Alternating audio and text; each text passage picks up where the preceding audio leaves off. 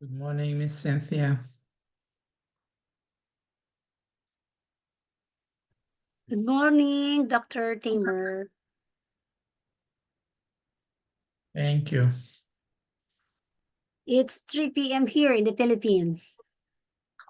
Yeah, great. It's 10 a.m. here. So, okay, We have a hopefully, 5-hour difference. yeah, 5 hours. And with Thailand, it's 4 hours, I think, because I was there recently in a conference. So, Where yeah. is specifically in the Philippines? Ah, so you are based in Philippines, Yes. right? So, um, I will be ready whenever you are ready. We still have 4 minutes, I think, right? Yes, I am still waiting for the go signal of Madam Ano Jing. Okay. And I will, after your introduction, I will present my topic from my side. I mean, I will share the presentation from my desktop. Okay. Yes, doctor. Thank you.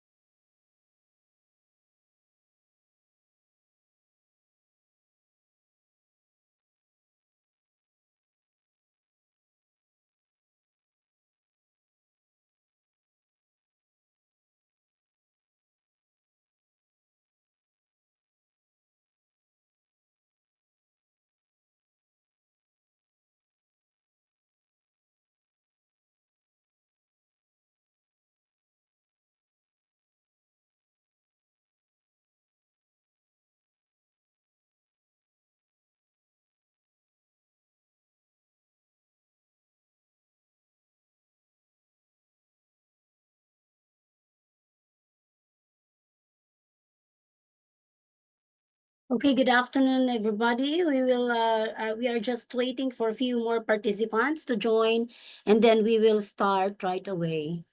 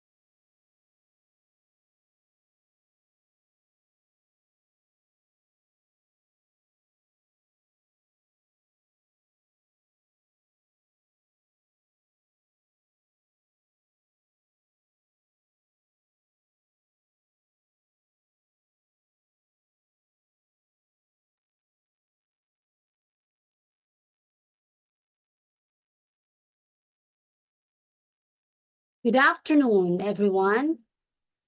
Good afternoon, participants. Welcome in today's webinar on the impact of the tobacco industry's influence on the rise of tobacco use and non-communicable diseases in collaboration with CEP Research and Professor Thamer Al Hilfi.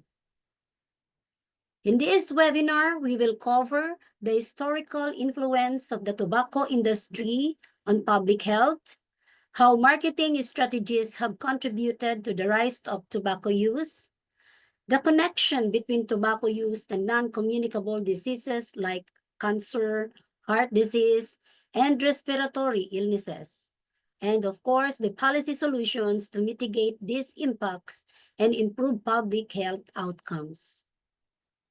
After the webinar, we will have question and answer sessions.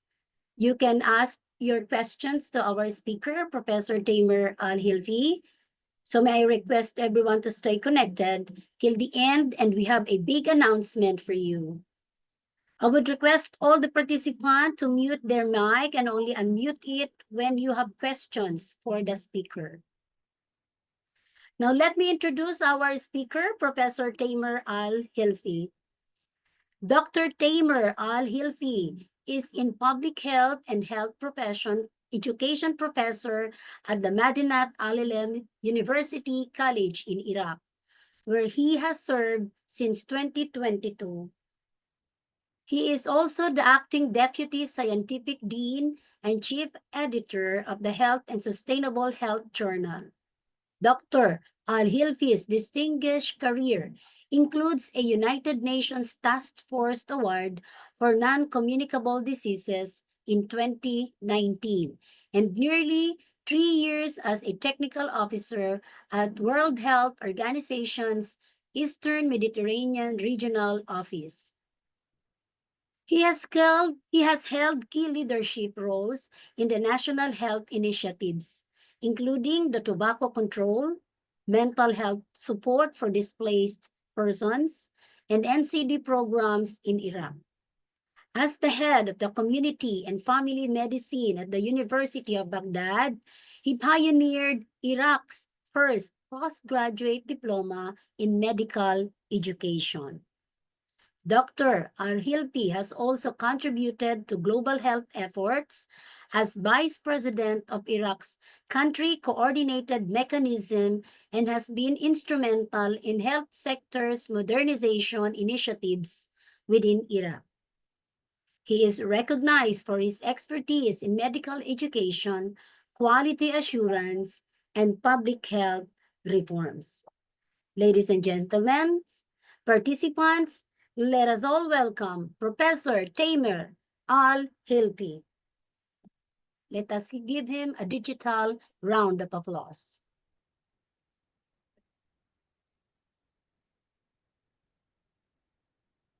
Good afternoon, sir. You now have the table, sir.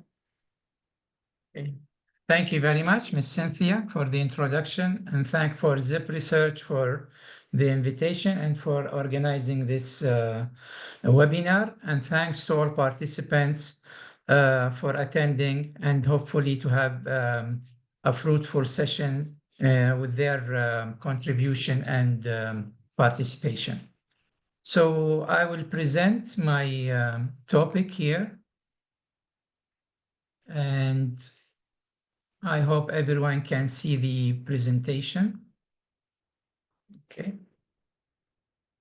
So the presentation will be about as mentioned by Ms. Cynthia, it's about the impact of the tobacco industry influence on the rise of tobacco use and its relation to the increase in the morbidity and mortalities of the NCDs. To start with,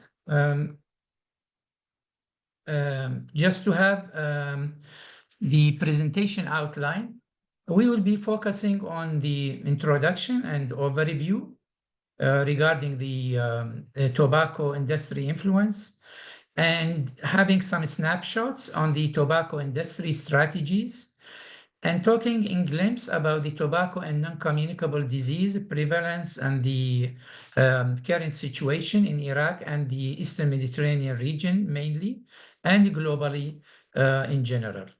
Also, we will touch base the economic and social burden, the policy intervention and the global efforts, and then we will move to future directions and call to actions. So what are the objectives and key learning outcomes that we are expecting or willing to gain from this presentation?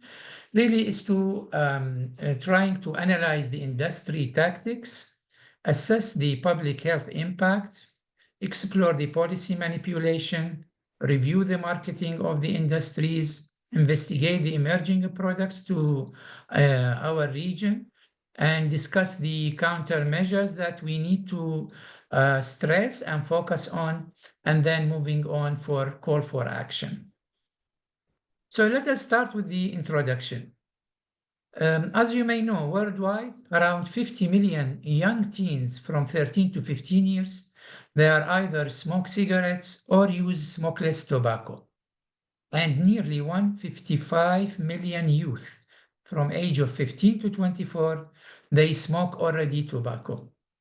90% of the new users of tobacco products, they become addicted by the age of 25. So annually, tobacco addiction causes more than 8 million deaths globally, and approximately we have more than $2 trillion in economic damage. And most adults who smoke begin using cigarettes before the age of 18 years old. So you can imagine the impact of tobacco smoke on the communities and the high prevalence of the use and the damage it caused to the to the economy of the countries. Now, the key points that we want to stress more, it's about two things mainly. The tobacco advertising, promotion, and sponsorship, that's the TAPS, although has played a significant role in fueling the word spread of tobacco use and portraying smoking as desirable to young people instead of deadly.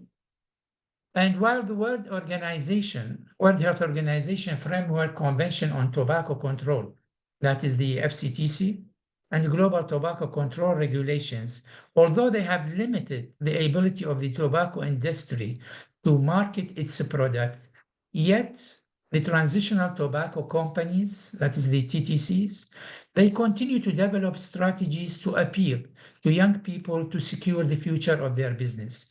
And in fact, they are succeeding in this so far based on the evidence regarding the numbers that are reported about the use of tobacco with its different kind of products. Now, what are the main tobacco industry strategies nowadays? I mean, there are mainly four components that they are moving on so that they advertise for their products and increase their marketing of the different tobacco products to the, inside our countries. So one of them is corporate influence lobbying, political funding, and policy manipulation. And we will come to this within the half an hour that we are going to present this topic. Also, the marketing and advertising, especially youth targeting, digital media, sponsorships, etc. In addition, the misinformation, that is and scientific manipulation, that is changing the facts toward their side, and suppression of research through misleading data. Also, we have the e-cigarettes and heated tobacco products that they are relatively new. And we can see that it's part of the industry's new strategies with their manipulation about the definition, whether the tobacco use is a burning product, the nicotine, or it is a heated product. So a lot of manipulation in that aspect. Now let us have a historical background, just a snapshot about what was happening. So in 1950, 1960, the industries announced that, and they were advertising that there is no harm and no addictive to use of tobacco, whether smoking and other tobacco products. In 1970s, they mentioned and they confirmed that tobacco has no link to any kind of cancer. In 1980, the secondhand smoke, they were advertising that the secondhand smoke has no any harm to the people who are using tobacco. And then followed by 1990 that there is no need for tax and youth quitting because the tobacco products are safe. In the year 2000, they said that the light cigarettes, and they started to advertise that the light cigarettes are safer. In 2010, they mentioned and they worked on the manipulating the facts that it's let us do the campaign of smoke-free world. And then in 2020 and afterward, that the illicit tobacco track and trace. So those were the main stages that they were following. What happened that in the year 1990, and specifically in 1994, there was a document that was leaked by Brown and Robinson's mentioning and confirming that the industries and the tobacco manufacturers, they know exactly the harm of the tobacco on the users. And in this picture that you are seeing, and it is very important and famous picture, you can see that 7 of the top manufacturers, they were swearing under the oath in the presence of 42 attorneys, and after reviewing more than 6 million documents that contain more than 35 million pages, that about they were confirming that there is no harm from using tobacco. They were confirming that nicotine and tobacco has no addiction for use, and there is no harm from using secondhand smoke, cancer, and whatever side effects they were, the users will suffer. But the document confirmed the following, that the industries, and though they were under the oath and they swear about the facts, it's not the facts indeed, it's all the lies that they were swearing on, that they knew that they knew that there is a danger from using the tobacco products, and there is a failure to warn the public about this warning and from this danger, and that the light cigarettes are smoked more often and they have the same damage as the other kind of tobacco products. And also there is increase in the potency of nicotine, and addiction is obvious. And also the marketing and for young people under the legal age is having a lot of damage and harm to the health of the people and the communities. Okay. So moving from this to tobacco industries, the way of targeting, especially the adolescent and young people, because they are investing more in the young age and the adolescent, because they know that with time there will be kind of addiction. So when you reach the adulthood, it will be very difficult to quit smoking. So what were the kind of tools they used for their advertising and for their targeting the adolescent? I mean, one of them was in 1780s. They used the newspaper advertisement for their products. After 90 years, in 1870s, they used the sport cards collector. And then in 1920, they used the campaign of torch. They name it the Torch of Freedom. And look how how they use the kind of banners and the kind of advertising words that are stimulating and no, kind of, I mean, making the young generation more eager to see what's going on and to use these products. In 1950, they infiltrated the TV and radio commercials, followed by 1980, as you can see to the picture on the left side, the smooth character. And then they moved to in 2010.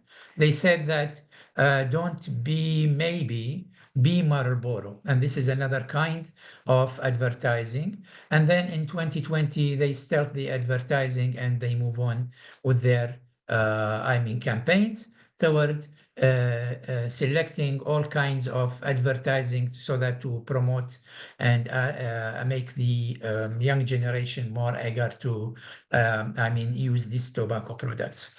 So what do tobacco companies get out of these incentives programs?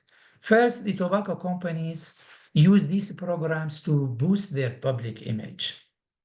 Also, they frame the programs as corporate social responsibility activities, and we will come to this, claiming they are helping small businesses and supporting the youth and supporting the communities for their living. Also, this kind of publicity can foster goodwill towards the tobacco industry and clean their face among the public and policymakers, despite that their products are killing more than 8 million as a fact around the world every year. And we know that there are 5 main companies that they are taking the lead in advertising for tobacco products, and we will come to this also. Okay, so part of this campaigns, they are, as we mentioned, they are targeting the youth and in the way that they make this kind of incentives retailers to promote addiction, and that selling by retailers and using the also the celebrities so that to advertise for the product of tobacco. So this is the kind of advertising to the products and using the media, using the kind of celebrities, and also moving on to the more than that, that their participation in many activities. Part of that is the corporate social responsibility.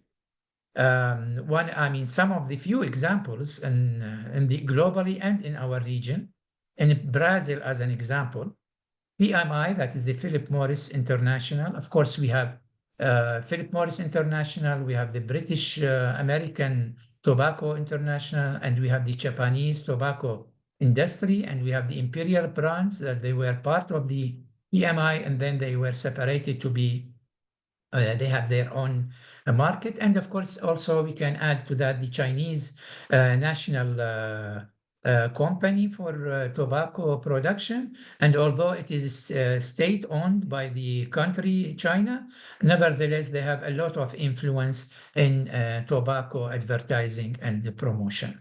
So again, we see that in Brazil, the PMI, that is the Philip Morris International, they fund the Growing Up Rights Institute.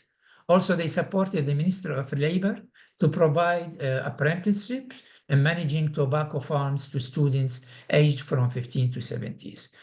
In our region, in Egypt, the JTI, the Japanese Tobacco International, they sponsored the Be Happy Pride, and that is a kind of charity project aimed at orphans and disadvantaged girls.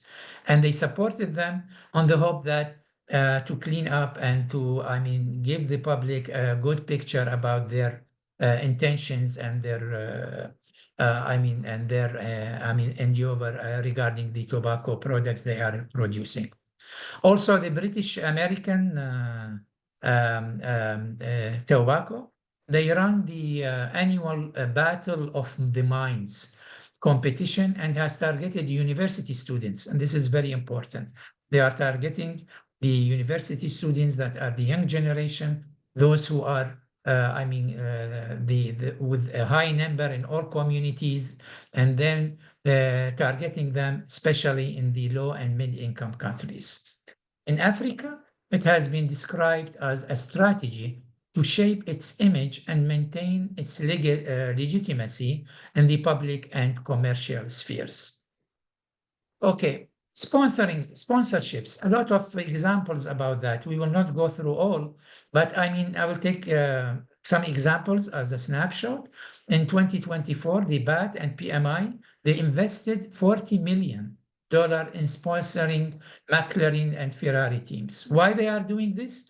Because they knew that around 61% of fans being under the age of 35 and 36 below of 25 years old, those people, they were among the fans for following the Ferrari races, and with total of 1.55 billion viewers across different platforms. Now, those reviewers, of course, whenever McLaren and Ferrari teams sponsored by these companies, they were featured in the Netflix series and other trailers. The presence of tobacco branding was hard to miss. So you can see that the advertising during these kind of activities. Not only this, but also in 2018, the Netflix released The Drive to Survive as a documentary series that covered the Ferrari World Championship. So they are targeting all the sport activities and social activities that are followed by a lot of fans, and then they advertise for their products, and this will be a very good marketing to them. And I have to say that to some extent, they were successful so far in this kind of propaganda. Okay. Other things also, that the tobacco companies have long history of exploiting football and World Cup events, which attracts, of course, attention of over 50% of young fans and billions of football enthusiastic worldwide. And they put the advertising, and marketing for their products during these World Cup events. And although, the football sponsorship was prohibited by Viva in late 1988, nevertheless, the British American tobacco found a way to circumvent it by sponsoring a massive media campaign during 2002 FIFA World Cup. And even in 2020, the World Cup in Indonesia, the SuperScore marketing agency hosted the Sosarforia event with major cities in Indonesia. And it was a campaign that was announcing the World Cup cigarettes packs to market to young people and advertising for this. In addition to feature posters and commercial on Malaysian TV for the Dunhill cigarettes by the BAT, that is the British American Tobacco Industries, during 2002 FIFA World Cup. So you see different kind of advertising and manipulation. So let us see what are the kind of products that are, let me say that they are succeeding in so far in advertising, and that we can see later on what is the prevalence of the use and how they are moving on with their way of and manipulation to advertise for their products. So beside the usual cigarettes, we have the e-cigarettes, and that is this kind of products. It's mainly run by the PMI, the Ulteria, the BAT, the Imperial, and the JTI. And we said that these 5 companies, they are, controlling mainly the market of tobacco, marketing in almost all the countries. Also, the heated tobacco products, and their way of manipulating that this kind of tobacco does not need to burn the nicotine, so it is not part of tobacco smoke, because smoking is burning the nicotine, while here they are heating the tobacco product. So, it's all kind of manipulating the facts and making it toward their target of distributing their products. Also, the snus-style nicotine pouches that also they are producing and to some extent succeeding in advertising and distributing. Different kind of flavors so that to make it more attractive to the to those who are trying to use the tobacco and encourage them to use it. And of course, their way of bringing the false evidence that about the tobacco and that it has no harm. Recently, they were forced to say that, yes, there might be addiction, but the addiction is less 20 folds rather than the normal cigarettes, and that the using the tobacco new products will be a very good step toward quitting tobacco, because they are investing also in the kind of the gaps and the high numbers of tobacco or cigarette smokers worldwide. So investing in the gaps and in the failures of the other side, the side of those who are providing evidence, that is the health authorities, the World Health Organizations, and we will come also to this, shortly. So the particular insidious function of these programs is to help tobacco companies work around the regulations that are proven to reduce tobacco. So the tobacco companies also use these programs to boost their public image, as we mentioned, and they form programs as corporate social responsibilities, activities, cleaning. They are helping small businesses.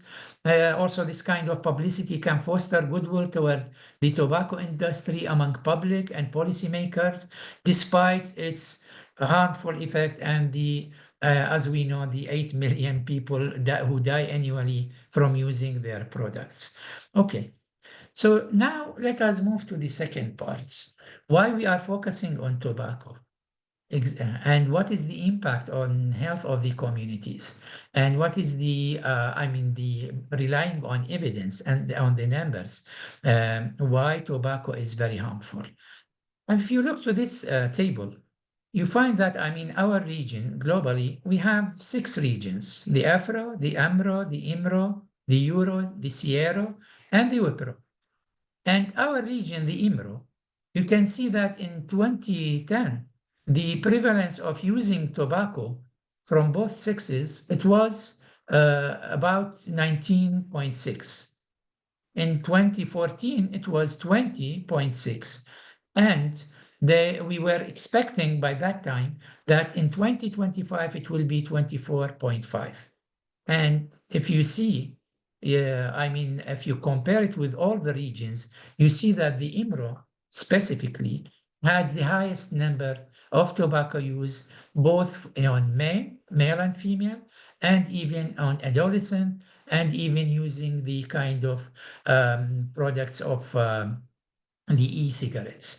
So a lot of focus on our community, and as of course this has a lot of factors, we will just take it during while we are moving now with the presentation.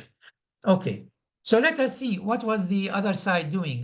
The health authorities in the countries, the World Health Organization, and other NGOs that are working toward, educating and working toward providing evidence about the harm of tobacco use and the tools how to overcome this, wave of epidemicity regarding using tobacco.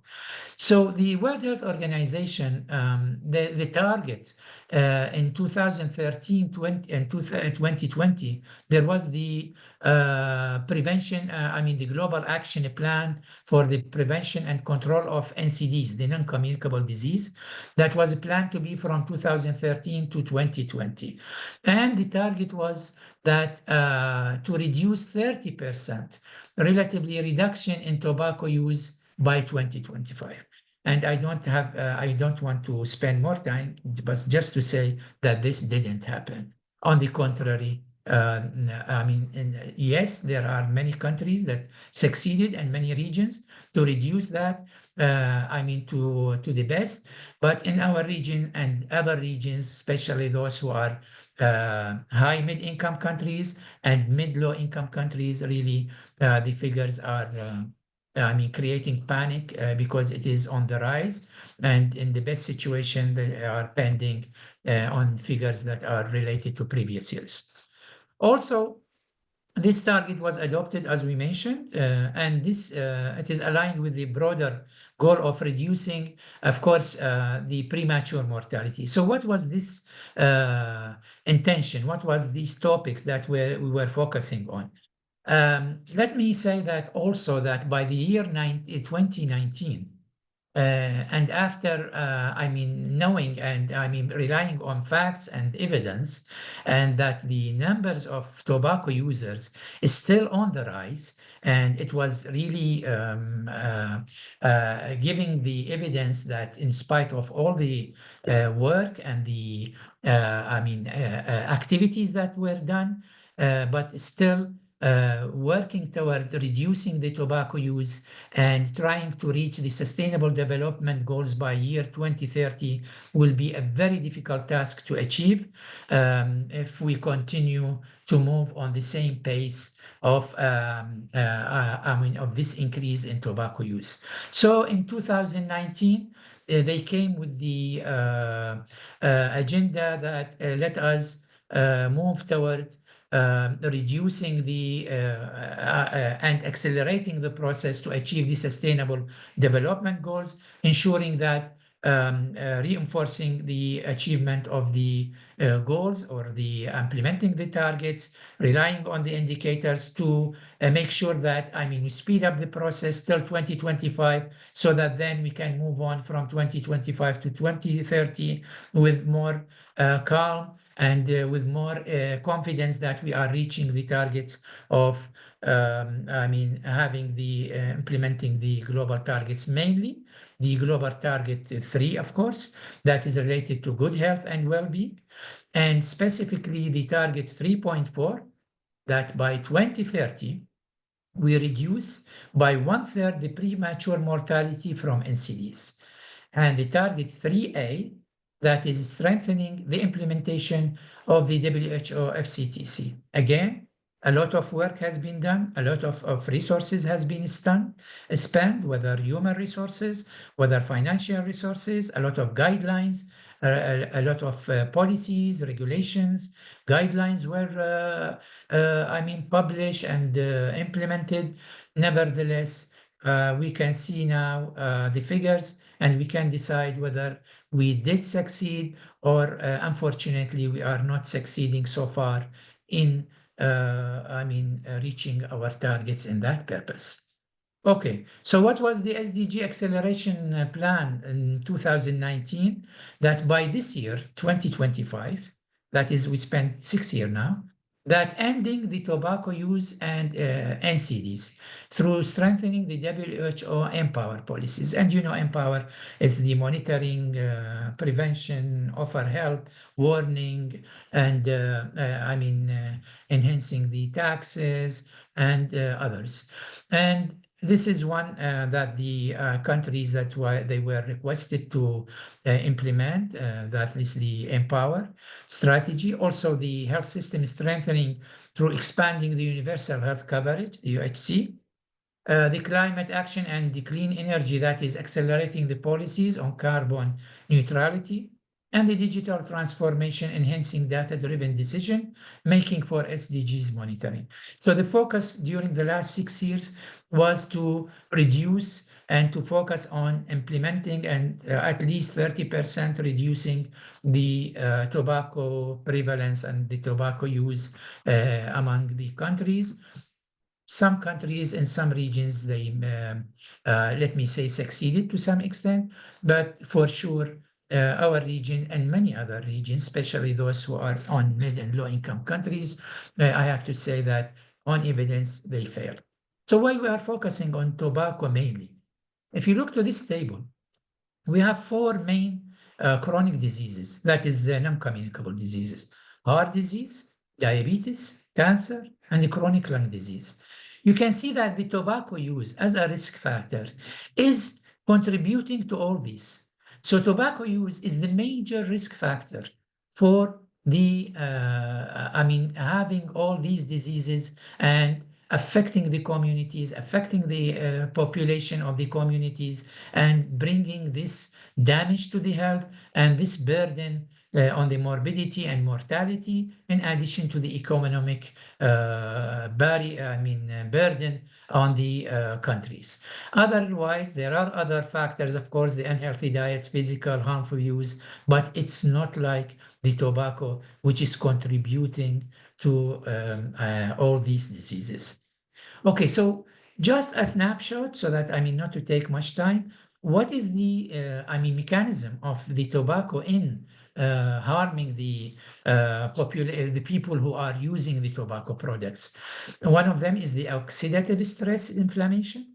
And the oxidative stress, this is the tobacco smoke that induces the chronic inflammation and oxidative stress, leading to endothelial dysfunction, DNA damage, and impair the immune response. The second kind is the carcinogenesis that is present in the polycyclic aromatic hydrocarbons and the nitrosamine in tobacco smoke, which causes DNA mutation, leading to uncontrolled cell proliferation and tumor formation, and increasing the risk of the lung, oral, and bladder cancers. Other way is the insulin resistance and metabolic dysfunction.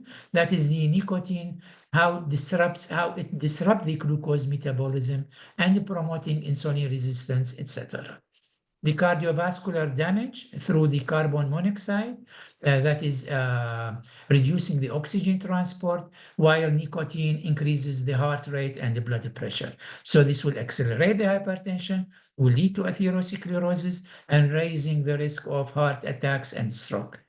The other thing, it's not the final, but the major things that they are, the mechanism is the impaired lung function, and that is through exposure to smoke damage lung, that they will damage the lung tissue, reducing the elasticity and causing the chronic obstructive pulmonary disease and emphysema. So you see that all these factors, it should be controlled. It should be fought by tobacco cessation, which is very crucial in reducing the burden of NCDs. Now, this is one of the tables that are written in Arabic, but the figures in English, although these figures originally, historically, it's Arabic. It's from the start, or Indian. Anyway, I just want to mention some few examples of this, what this slide is showing. In Iraq and in the region, because it's almost similar, we have now the prevalence of high blood pressure affecting 5 million people. And 2 million people are affected by diabetes mellitus. So annually, we have around 20,000 new cases for increase in the blood pressure, and 8,000 new cases of diabetes on annual basis. More than 1.5 million, they are subjected to the risk of having cardiovascular disease and stroke. And we have 20,000 cases suffering from premature mortality. And what we mean by premature mortality is those people who are their age from 30 to less than 70. And the cigarette or using tobacco, for the time being, it's more than 20% in the adults, and it's more than 19% in the adolescent, with more than 7.5% using the electronic cigarettes. And these are the notified number, while the estimated numbers, it will be much, much higher than what is written here. And in general, more than 50% of total death in Iraq, it is due to the 4 main diseases, that is the cardiovascular, the cancer, the diabetes, and chronic obstructive pulmonary disease. And all these 4, it is related to mainly one major risk factor. It is the tobacco use. So you can see how much the burden of the disease is affecting our community and communities. The picture is the same, almost the same, in the region. You can see that in the region is even more than that. 57% of the total death is due to NCDs, and the other related to other causes like injuries and communicable disease and maternal child and other things. Okay, and for tobacco use in the region, according to Global Youth Tobacco Survey, you can see in the region, based on the countries, you see that the major use for this in the adolescent is in the West Bank, that is reaching even to 40%. And then, Jordan, followed by other countries. So, unfortunately, the tobacco use is on rise regarding, in spite of all the efforts that we are doing. Are we doing enough? We are doing very good work. We are doing, good work is not enough. Okay. Other burden that are adding to the complication and to the damage that we have is the secondhand smoke. Now we see that 1 million people die every year from exposure to secondhand smoke. And then if you see that even the serious harms posed to the women's health, that out of the 8 million people die annually, we have 1.5 million women out of total 200 million female smokers around the world. They are also, facing the, unfortunately, they are dying from the secondhand smoke. Okay, we mentioned the NCDs, and we don't want to go to other kind of tobacco impacts, negative impact on the health. But I have to share this one only slide because it was mentioned in the latest International Union on Lung Health and Tobacco. That was, the conference that was, happened in Indonesia, Bali, and it is about the tuberculosis. And why I'm mentioning this, because a lot of impact also of tobacco on the death and on the incidence of tobacco on the tuberculosis. So out of 10.6 million people who are having TB, we have around a little bit than 1 million that tuberculosis was attributable to tobacco smoking.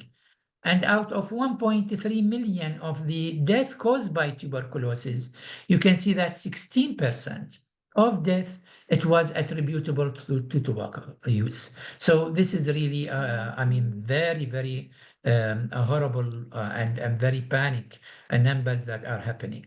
So what is the NCD trends then? We see that the risk factors are rising. And it's not a matter of subjective, it's a matter of having the evidence.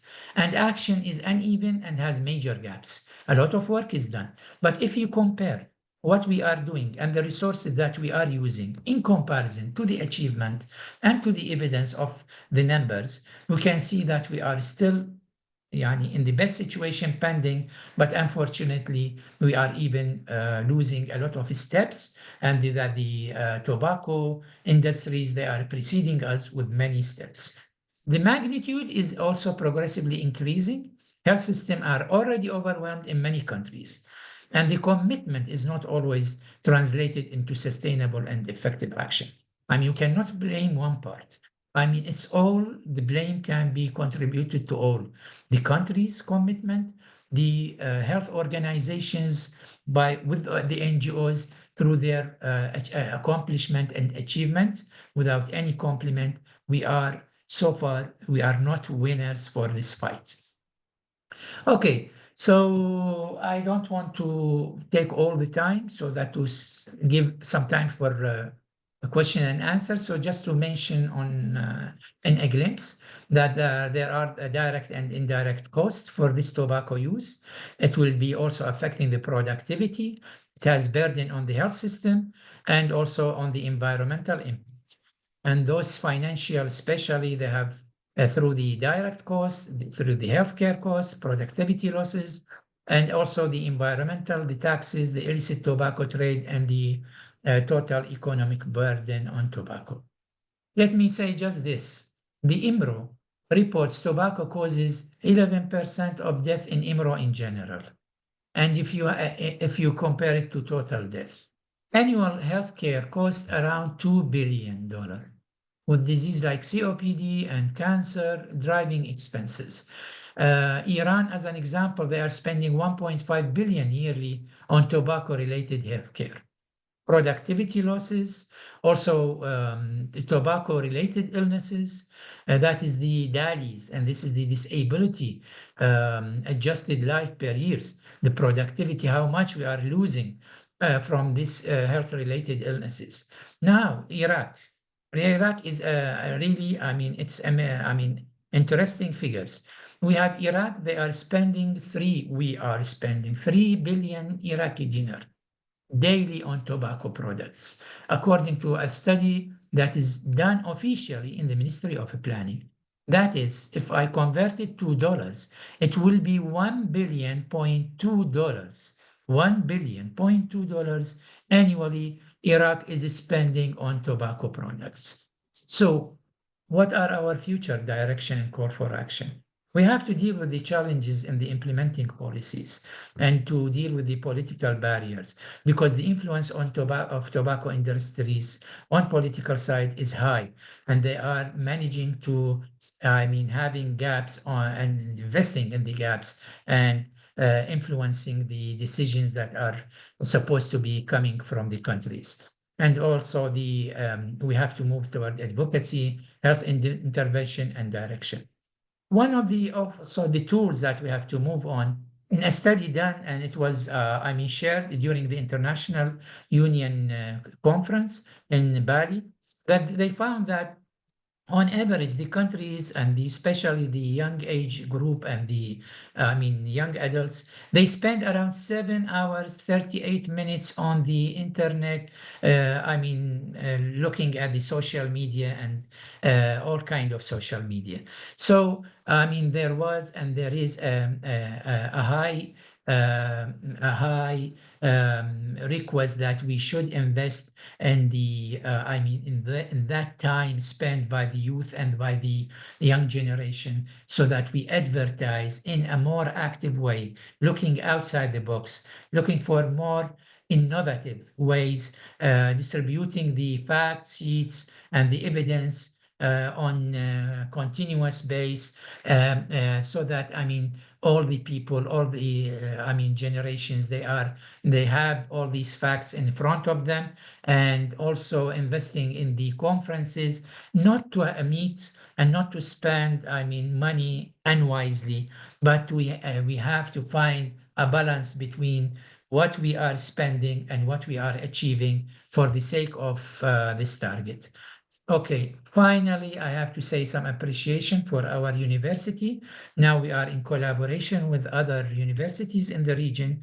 We did establish our center for tobacco, that is tobacco office, and we are focusing now on implementing a project that is focusing on the tobacco, combating the tobacco, addressing the tobacco industry tactics in our university and some other Arab college campuses, and with the objective that is to expose the tobacco industry tactics and interference, targeting college students because they are the main targets nowadays in our region, and focusing on the things related to sponsorship, advertisement, and social media promotion, and to do that within the next 6 months. So this objective will be mainly focusing on strategies that to conduct awareness campaign targeting university students. We put all the activities needed, and we put our measurable objectives, that what we want to do in these things, and I can share it with you on personal also for those who want to have more information about it, and also to influence the tobacco policies in our country and in the region, so that toward more alignment with the FCTC, with the national policy priorities, and focusing on the SDG 3, 4, and 11, and connection with institutional and community priorities to respond to global trends. Once again, we need to look outside the box. We need to not to respond on or defend what the take the defense what the or the other industry companies are doing and advertising, we need to make the first move from our side.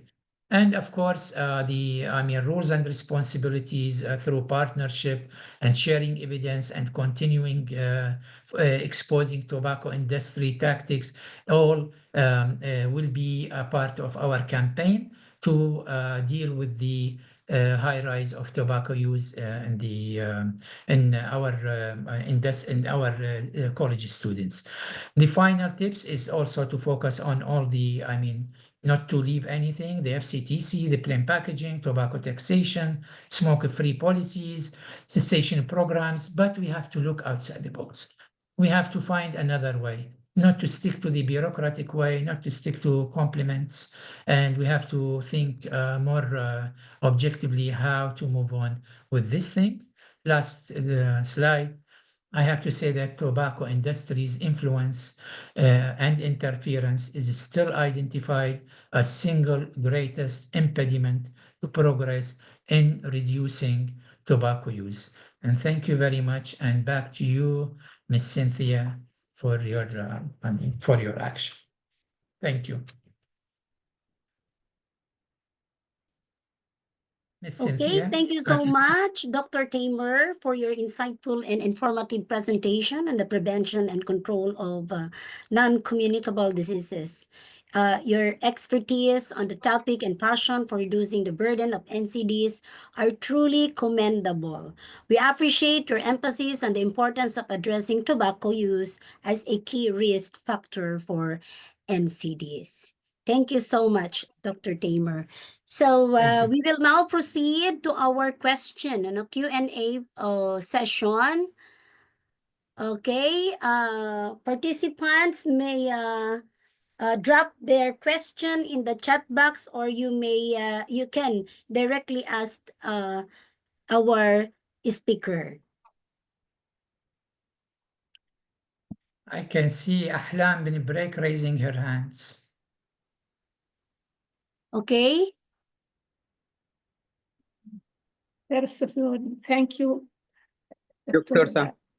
Thank you, Dr. Thamer, for very informative, excellent presentation regarding this tobacco smoking, our relation with non-communicable disease, with policy, and with all the points you are mentioning. Here I am looking for from Yemen. In Yemen, we have a double burden of this tobacco smoking because this tobacco smoking is combined also with fat showing. And this is another problem which it is in most of all over Yemen. And also this targeting, this is adolescents and adult. My question that I saw from your data presenting here about tobacco use is 25% in Yemen. I don't know this global survey, the year, but from our, we don't have any data, but from our experience, we found it is increased with this conflict in Yemen about 10 years. We are a conflict. I think this is more increase for the smoking or another non-communicable disease reflected as a result of smoking, but we don't have any evidence regarding that. My question that, what are the policy which can be fit in this conflict zone in our country with very weak health system working in this, and or power of the industry is more than awareness of the community to resist to this topic. That's my question, and over to you, and very, very thank you for this good presentation. Excellent. Thank you. Thank you. Ms. Cynthia, do you want to collect all the questions and then I reply, or do you want me to answer one by one? First of all, sir, can I request you to please stop sharing your presentation so that we can see you? Yeah, greatly. We can see your face. No, it's better to see your face answering the question. Okay, maybe it would be best if we can collate all the questions so that you can answer it collectively. We can collect all the questions so that you can answer it in one. Yeah. Yes, no better. Excuse me, this is... Yes. This is Dr. Abdul Fattah Al-Tamimi. Yes, go on, doctor. Yeah. Thank you, Dr. Thamer. Thank you so much for this nice presentation. and very important information about tobacco and its effect on human health and economy as well.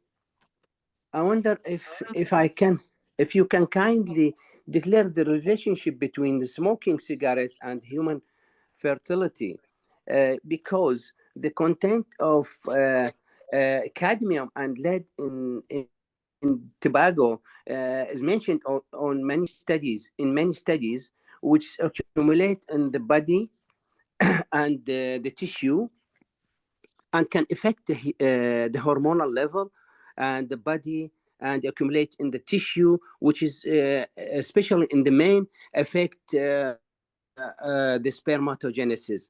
So my question, if you can kindly mention the relationship between the heavy metals, which is actually is available in the tobacco, and its accumulation in the body tissue, which affect the fertility in the human being.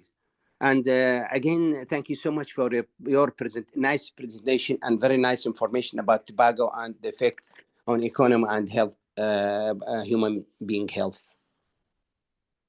Okay, thank you so much, Doctor, for your question. Any other more question? The first one is on, Madam is asking for an initiative on how are they going to, what are they're going to do, no, to lessen the use of tobacco in their country. And the other one is asking the relationship between the fertility and the tobacco, fertility and use of tobacco. Any other more questions, so that our speaker will answer it in just one session, one time, no, one time. Any other Yeah. question? Yeah, madam, I have question. This is Rahman Yes. from Afghanistan. Yes, sir. Actually, it's so interesting topic. Now, like in our country, there is no any specific system. Like the most farmer, they grip the tobacco, and I think the majority people they use tobacco. Based on your perspective, what is the alternative way for this issue? Like it's a big challenge and big problem in our country, in Afghanistan. The using of tobacco, not like on a healthy way. They use like informal way. What should we do? How we can prevent this problem and reduce this problem in our country? Thank you. Okay, so again, it boils down to an initiative on how to reduce the use of tobacco in their respective countries. Okay, I guess Dr. Thamer can answer all those questions now.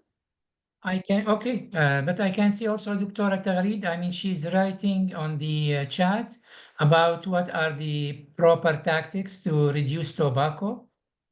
And there is also someone from India, have met young girls who smoke secretly because of restricted society. Yes. So how can we help them? Okay, so Miss Cynthia, thank you very much for organizing the and moderating the questions. So for Dr. Ahlam, you are my colleague, and we spent a good time in Yemen, and we were teaching also on the same college, and I know how the situation in Yemen, and I know it's very difficult to deal with this, and I compliment and my hand with your hand that about the efforts that you are spending. In fact, yes, all what you have mentioned is true. It will be very difficult to implement all the strategies and guidelines in a turbulent environment. But at least, let us do what we can do through the first through the providing the evidence to our young generation mainly about the impact of tobacco, about the harmful effects, and trying to also focus on our policymakers, especially the health policymakers, that they should follow these guidelines, because let me be frank. We cannot go to the annual conferences and annual meetings run by IMRO and by other factors. We go there, we sign for our commitments as a countries to all the guidelines and policies that were issued, and then we return with nothing. So I think what we can do is to provide evidence and to share this evidence with our community, and at the same time add more pressure on our policymakers to stand in a way that to support the health system functioning. So this is one. For Dr. Fattah, you are the expert, regarding the fertility, and I know that your, doctorate thesis is about this topic. So I will learn from you. You don't expect me to answer you, but I have to say this. I mentioned the way the tobacco smoke, how it affects. So the effect and the carcinogenesis and the kind of creating the cancer and the kind of moving it toward more carcinogenic substances. It's all, factors that are, of course, contributing to the damaging and affecting the fertility. Nevertheless, from my presentation, it's mainly we want to focus on the NCDs. That's why we didn't take much time for this. But I will make sure that to contact you and learn from you more about what are the other mechanisms.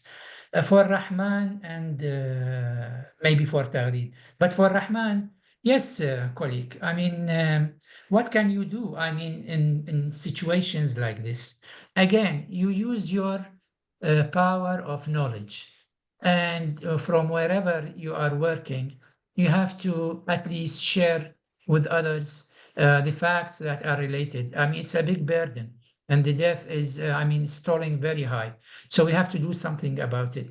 And from your side, you try to do your best also to communicate with the authorities, with the NGOs and the others, so that you collate with all those people. And of course, there will be many who want to support this campaign of combating the influence of tobacco use and the industry's influence. I have to mention also that the industries, they are influencing in a very bad way. They are sometimes threatening the governments in a way or another, or they are stimulating them by providing money to support some activities. And to a degree that even in Iraq now, and this is my response to Dr. Tagri, we have a legal, there is a law that was supposed to be signed since 3 years now in the Iraqi parliament. Nevertheless, and there are a lot of barriers, a lot of hindering to this signature, because it's a matter of, influence of the tobacco industries on the members, on some of the, trying to invest in the some economical situation that, if we are going to block this factory producing cigarettes, where are the workers are going to work? There will be, what are we going to do? It will affect some part of the community. So we have to always provide ourselves with evidence. We have all the tools, we have the guidelines, we have the goals that we need to reach. All that we have to do is to stay steady and mention our facts to those policymakers. So I think I responded to our colleagues, and I give the floor to you, dear Cynthia. Yes, thank you all for your active participation in the Q&A session. We appreciate the thoughtful questions and insightful discussions. But before we conclude, I would like to request all participants to open their camera for our photo session. Everybody, please.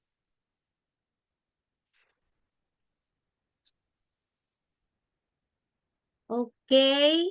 So can I ask the help of Ma'am Ano Jean to do the photo taking? Please, everyone, open your camera. Everybody. One moment, please. Okay. One moment, please. One moment.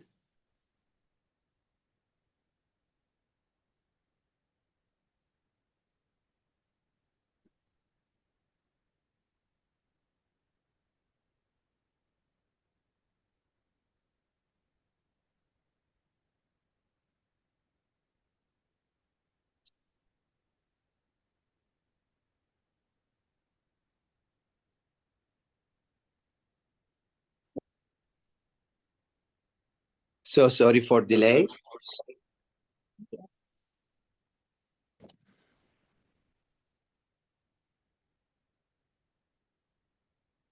Are we done taking pictures?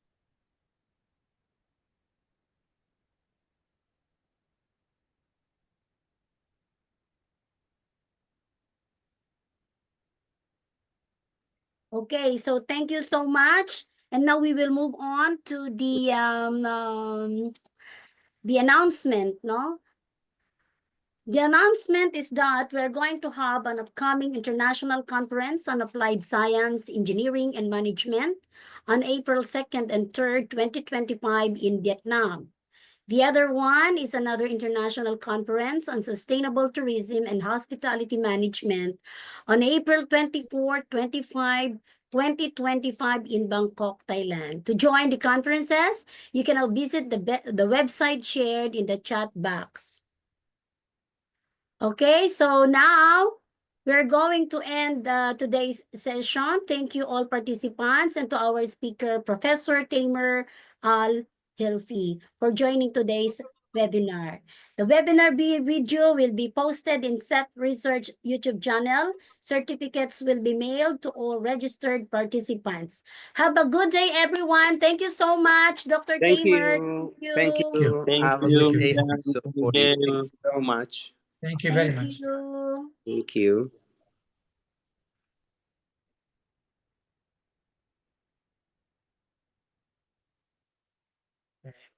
Thank you, Miss Cynthia.